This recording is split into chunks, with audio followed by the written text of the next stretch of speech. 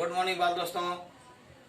जगतल माँ Bhagwati modern school के इस इंग्लिश ग्रामर के डिजिटल क्लास में आप सबका हार्दिक स्वागत और अभिनंदन। एक बार फिर से मैं पिछले 2 वीडियो में आप लोगों को एडजेक्टिव के बारे में, उसकी परिभाषा के बारे में, उसके प्रकार के बारे में आपको बताए थे।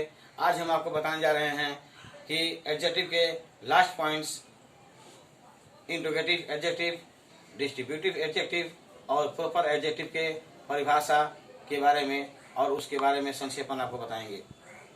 साथ ही साथ कुछ इंपॉर्टेंट एडजेक्टिव वर्ड भी आपको बताएंगे जो समय समय पर कब, कहाँ और कैसे लगेंगे, उसके बारे में हम समझाने का प्रयास करेंगे।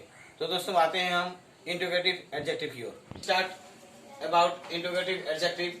प्रश्नवाचक विशेषण के बारे में हम आपको बताने जा रहे हैं, जिसका मतलब क्या होता है, इसका शाब्दिक अर्थ देखिएगा, ध्यान दिए दोस्तों।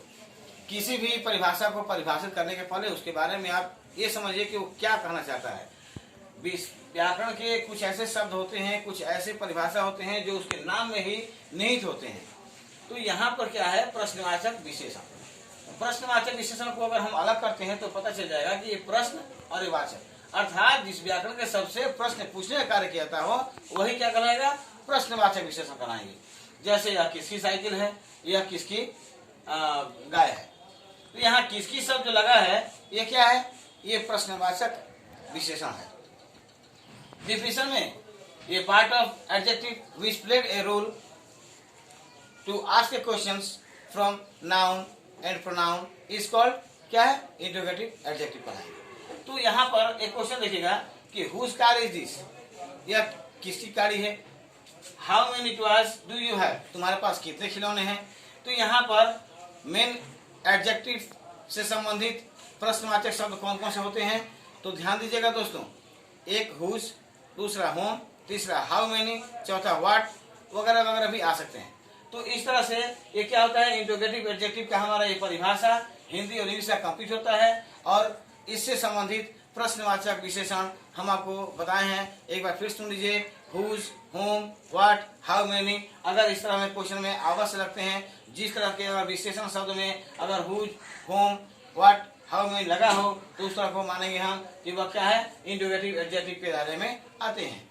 अब आते हैं हम डिस्ट्रीब्यूटिव एडजेक्टिव। डिस्ट्रीब्यूटिव एडजेक्टिव वास्तव में क्या है। जैसा कि हम जानते हैं, डिस्ट्रीब्यूट करना यानी विभाजन करना, बांटना। डिस्ट्रीब्यूट करना मतलब क्या होता है, विभाजन करना या बांटना। यहाँ पर देखिए, विभाजन सूचक विशेषण, इसके नाम से ही समझ होता है कि यह इसका परिभाषा क्या होना चाहिए। दोस्तों आप लोग को अगर ये समीक्षा करना आ जाएगा तो मुझे दावे के साथ कहना पड़ेगा कि आप लोगों को इन फ्यूचर किसी भी परिभाषा में आपको परेशानी नहीं आएगी। कुछ ऐसा हो सकता है कि उसके नाम के साथ अलग भिन्न हो, लेकिन अधिकतर आपके नाम के साथ ऐसा उसका परिभाषित किया जाता है कि उसके नाम में ही उसका परिभाषा निहित होता है। तो यहाँ पर डिस्ट्रीब्यूटिव एडजेक्टिव का मतलब है, डिस्ट्रीब्यूट का मतलब होता है बांटना और एडजेक्टिव का मतलब विशेषण। अर्थात बांटा मतलब क्या, विभाजन करना, यानी इसका मतलब हो गया विभाजन सूचक विशेषण। यानी किसी वर्ग के प्रत्येक व्यक्ति या वस्तु को अलग अलग प्रकट करने वाले विशेषण शब्द को क्या कहेंगे, विभाजन सूचक विशेषण कहते हैं। जैसे प्रत्येक लड़की के पास एक एक कलम है, यहाँ प्रत्येक लड़की क्या होता है, ये वर्ग को संबोधित करता है, ये वर्ग को संबोधित करता है प्रत्येक लड़की। और एक एक कलम, एक एक जो चीज है वो अलग अलग ढंग से प्रकट करने का द्योतक है। यहाँ भी देखिएगा कि कक्षा के प्रत्येक छात्र को, कक्षा में एक छात्र तो होंगे नहीं, कक्षा में प्रत्येक छात्र, माने यहाँ भी क्या किया गया कि विभाजन का बात किया गया है और एक एक विषय को पढ़ाया जाएगा। विषय तो बहुत हैं, संपूर्ण विषयों में से एक एक विषय को बताया गया है, यानी ग्रुप देते हुए, यानी वर्ग देते हुए क्या किया गया है, विभाजन किया गया है। तो इस तरह से किसी वर्ग के प्रत्येक व्यक्ति या वस्तु को अलग अलग प्रकट करने वाले विशेषण के भाग को विभाजन सूचक विशेषण कहते हैं। अब आते हैं डिफिनेशन में कि a part of adjective which introduce about the division of every group of place, person, things are called, क्या कहलाएगा, आपका डिस्ट्रीब्यूटिव एडजेक्टिव कहलाएंगे। इसमें दोस्तों हम प्लेस, पर्सन, थिंग को मेंशन किए हैं क्योंकि अक्सर जगह का, ग्रुप का, समुदाय का, किसी व्यक्ति के समुदाय का, किसी स्थान के समुदाय का और किसी स्थान और किसी वस्तु का विभाजन का बात ज्यादातर होते हैं।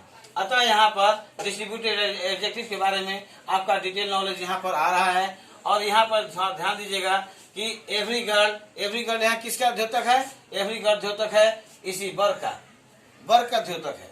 अतः एवरी गर्ल किसका द्योतक है? किसी वर्ग का। और ए हेयर बैन ये क्या करता है? किसके द्योतक है? अलगाववाद का। ये अलग अलग ढंग से प्रयोग कर रहा है। इस तरह से हमारा डिस्ट्रीब्यूटिव एडजेक्टिव कंप्लीट होता है। और हम आते हैं अब आपको प्रॉपर एडजेक्टिव की ओर। प्रॉपर एडजेक्टिव मैंने आज जो तीनों पढ़ाया आपको, इंट्रोगेटिव, डिस्ट्रीब्यूटिव, ये सर्वनाम में भी शामिल थे, दोनों में समानताएं भी सेम थी।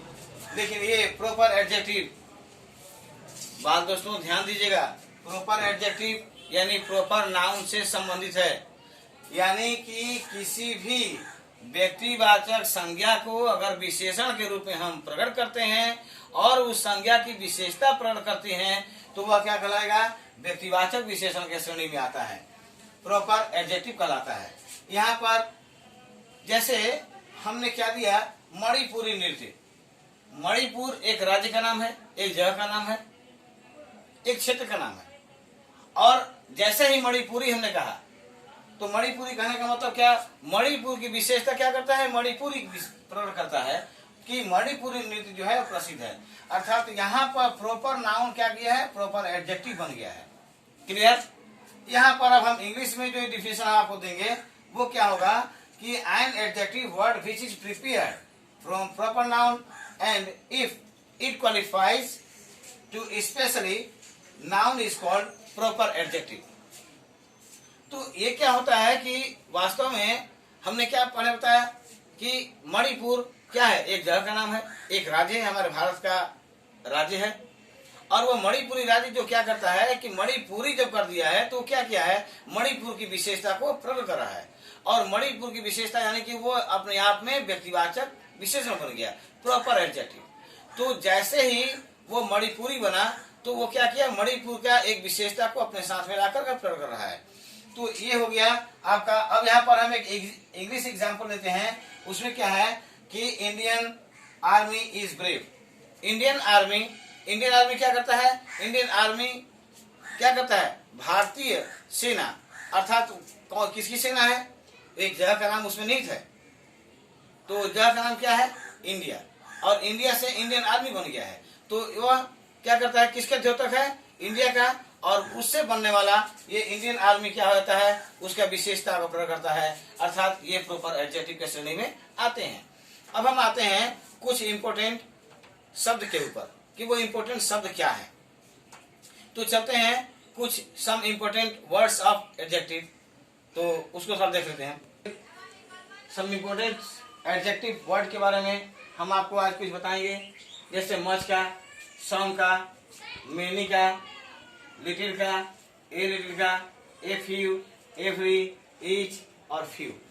दोस्तों ध्यान दीजिएगा, मच और सम का प्रयोग अनिश्चित मात्रा में होता है, जिसको हम माप तो सकते हैं लेकिन गिन नहीं सकते हैं। वहां पर हम मच और सम का प्रयोग करते हैं। मेनी, जहां पर संख्या होती है, गिनती किया जा सकता है, वहां हम मेनी का प्रयोग करते हैं। लिटिल का मतलब क्या होता है कि थोड़ा, ज्यादा में थोड़ा। जैसे सागर में गागर, तो क्या है? बहुत थोड़ा है। ए लिटिल, थोड़ा लेकिन अधिक नहीं। एनी का प्रयोग ध्यान दीजिएगा, ज्यादातर एनी का प्रयोग इंट्रोगेटिव और नेगेटिव टाइप के वाक्य में किया जाता है। फ्यू अनिश्चित संख्या होती है, जैसे लगभग न के बराबर। ए फ्यू जो हमेशा सकारात्मक विचार लेकर के आते हैं। ईच समूह के प्रत्येक व्यक्ति का, ध्यान दीजिएगा यहाँ पर कि समूह के प्रत्येक व्यक्ति के, प्रत्येक प्राणी का अलग अलग व्याख्यान। जैसे each of the dog is sick, प्रत्येक व्यक्ति, प्रत्येक कुत्ता, ईच ऑफ द डॉग, प्रत्येक कुत्ता क्या है? बीमार है। यानी समूह के प्रत्येक प्राणी को संबोधित कर रहा है। और एवरी का मतलब समस्त समूह के लिए होता है। तो इस तरह से दोस्तों ये सम इम्पोर्टेंट एडजेक्टिव वर्ड थे जिसका हमने संक्षेपण किया। दोस्तों एक छोटा सा रिक्वेस्ट मैं करूंगा, वीडियो बनाने में परिश्रम लगते हैं भैया, मेहनत लगते हैं बाबू, इसलिए आप सब लोग ध्यान से हमारे वीडियो को देखिए और आप इससे लाभान्वित होइए। यही हमारा उद्देश्य है, यही हमारा विचार है कि आप लोग हमारे वीडियो का से ज़्यादा आप लोग लाभ ले सकें और ज़्यादा बच्चों के बीच में आप लोग शेयर कर सकें, ताकि हर ज़रूरतमंद बच्चों के पास हमारा ये वीडियो जाए और वो भी उसका लाभान्वित हो, वो भी उससे लाभान्वित हो जाए। दोस्तों, एक छोटा सा रिक्वेस्ट मैं करूंगा कि हमारे वीडियो के इस चैनल को सब्सक्राइब कीजिए, बेल आइकन दबाएं, लाइक शेयर कमेंट करना ना भूलें दोस्तों, क्योंकि आपके एक लाइक, आपका एक शेयर, आपका एक कमेंट हमारे मनोबल को आपको मैं बता नहीं सकता हूँ कितना बढ़ाता है। और जब मनोबल हमारा बढ़ता है तो हमको एक नई जोश, नई उत्साह के साथ फिर हम एक नए वीडियो में आपके सामने उपस्थित जाते हैं। तो दोस्तों, हमारे वीडियो को लाइक शेयर कमेंट करना ना भूलें, हमारे चैनल को सब्सक्राइब कीजिए, बेल आइकन दबाइए, ताकि हर वीडियो का नोटिफिकेशन आपके पास ऑटोमेटिकली पहुंचता रहे। तो बहुत बहुत धन्यवाद दोस्तों, थैंक यू सो मच। जय हिंद, वंदे मातरम।